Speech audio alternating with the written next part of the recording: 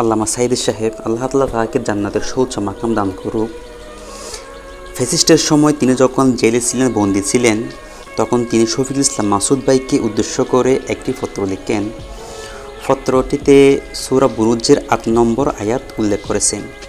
আয়াতটি হলো, ওমা নাকুমু মিনহুম ইল্লা আইয়ুমিনু বিল্লাহিল আজিজিল হামিদ। এই আয়াতের অর্থ হচ্ছে, যারা আল্লাহ তাআলার উপর ঈমান এনেছে, যুগে যুগে তাদের উপর অত্যাচার করা হয়েছে। আপনি কোরআনকে যত পড়বেন, যত জানবেন, যত বুঝবেন, আপনার ঈমান তত বেড়ে যাবে। আল্লামা সাঈদী সাহেব হুজুর ওরা কোরআনকে অনুসরণ করতে বিদায় তাদের ঈমানের পাওয়ার, অথচ ওদেরকে 50টি আসন, কোটি কোটি টাকা, লক্ষ লক্ষ কোটি টাকা ওদেরকে অফার করেছিল শুধুমাত্র জামাত ইসলামী থেকে সরে আসার জন্য। অথচ তিনি আসেন নাই এবং ফাঁসির মঞ্চে গিয়েও তিনি অনুতপ্ত হন নাই, মানে দৃঢ় ছিলেন। শেষ পর্যায়ে এসে তিনি শাহাদাত বরণ করলেন।